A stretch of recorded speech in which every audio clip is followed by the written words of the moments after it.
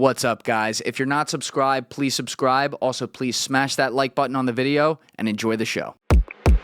In fact, the start of the book Red Line is about the Russians are helping the Syrians develop a chemical weapons program, and there's a crazy Russian general who keeps coming back and forth and providing help. In one case, it took a whole trainload of lab material to bring to the Syrians to help them out. So they've been there for decades to try to help the Syrians, but also kind of help themselves to a luxurious lifestyle. Is there, maybe forget Americans for a second, let's go with like Brits.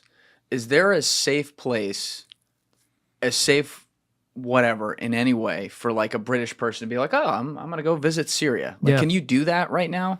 Probably not recommended. If you're American, you're not going to get in because it's unless you've got dual citizenship, and that's even more dangerous if you've got like a Syrian passport. That's just bad news to go to Syria right now.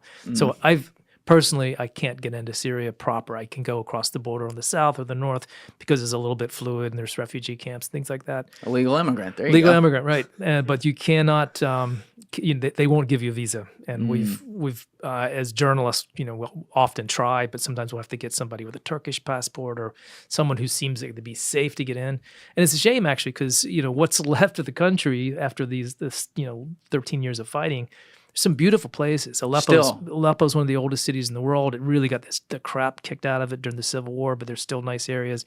Damascus is almost unscathed. There was some attacks on the suburbs, a horrible chemical attack that took place in 2013 in the suburbs, but most of the buildings and the infrastructure is intact, and it's quite beautiful in places. And that's so sad. Like it can't be enjoyed by many people. Yeah, my father was a minister, and when I was a kid, he went to the Holy Land and went to Damascus, and there was a scene in the New Testament, which any kid that went to Bible school would know about this. Paul's vision from Christ on the road to Damascus, and that's where that happened, outside the gates of Damascus. So all those stories from there, and they welcomed Americans back in those days, but not now. And you wouldn't want to go just because it's pretty dangerous in many areas of the country. It's not a good place to tour.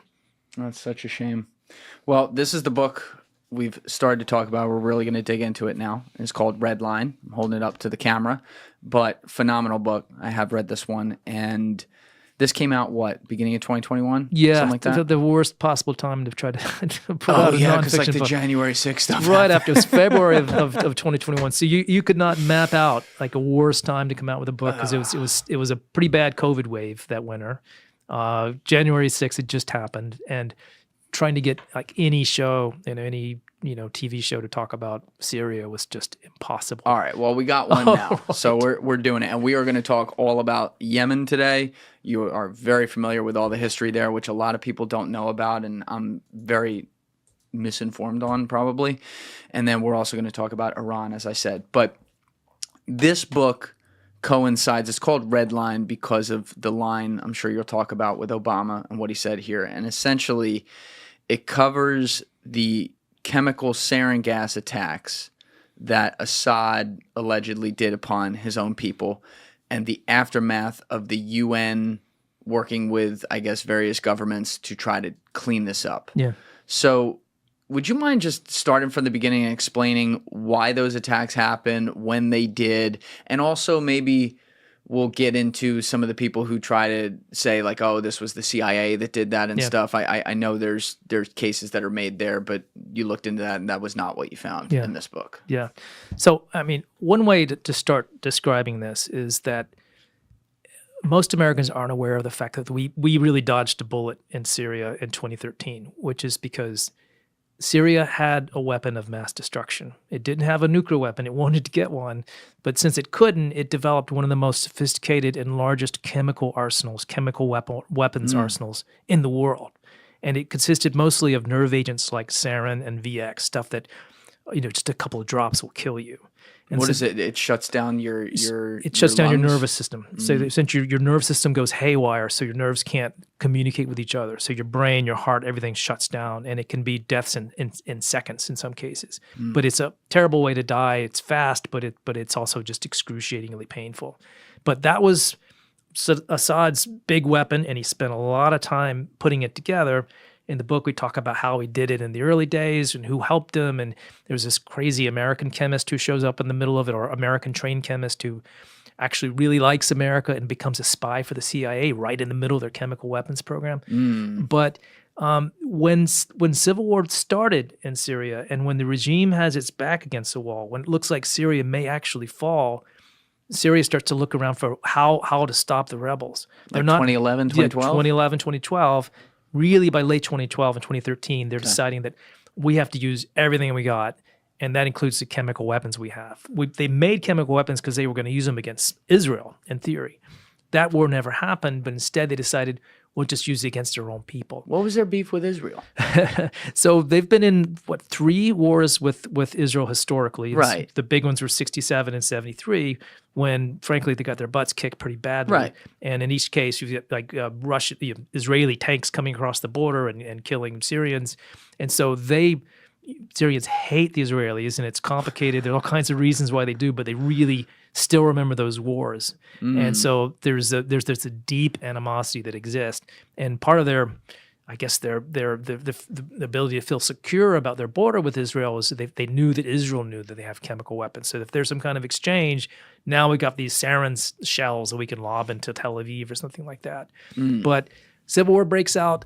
They use them against their own people. That's been documented something like 70 times altogether. That includes chlorine gas and some things that are not nerve agents. But you said they wanted to use it against rebels, but they ended up using it against like regular Syrian civilians? In rebel neighborhoods. So in 2013, when probably things are the darkest for the regime, you've got rebels so close that they're in the suburbs. They're close enough they can fire mortar shells in the downtown Damascus.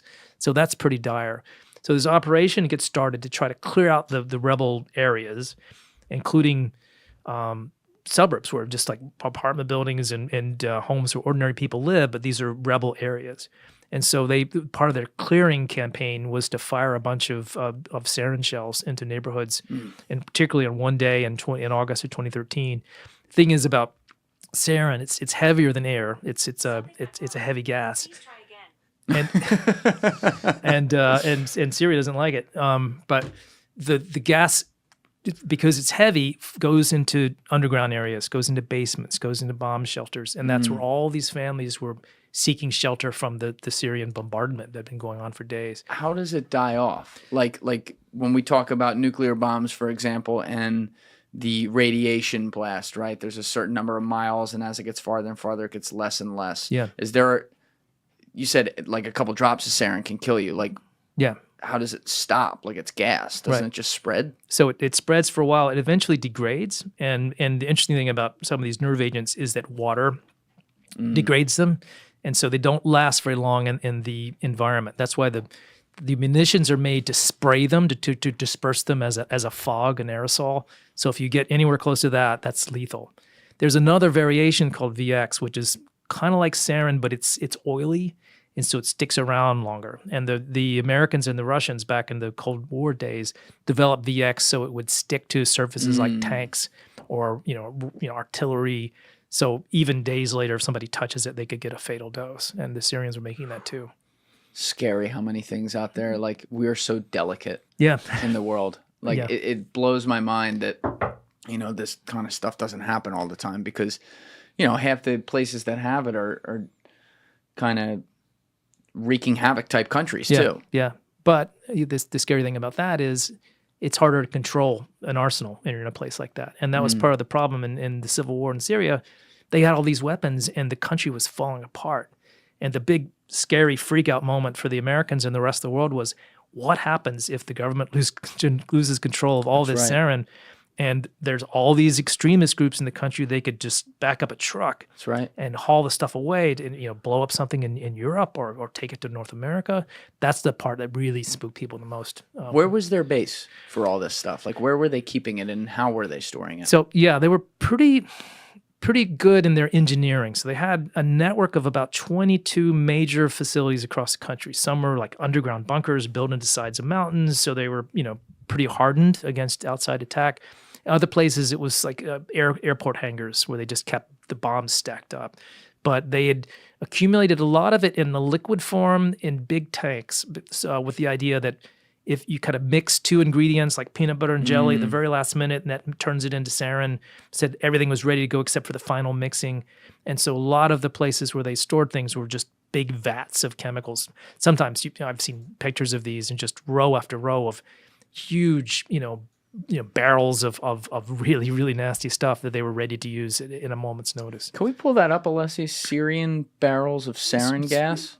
You probably See what that looks like? You might find some from my book because there's. They might be on there? Yeah. Yeah, you might have. I got some of those little tankers in there. Right. That shit's crazy. Thank you for watching the video, guys. If you haven't already subscribed, please smash that subscribe button and check out this clip's full podcast episode by clicking here or in the description below.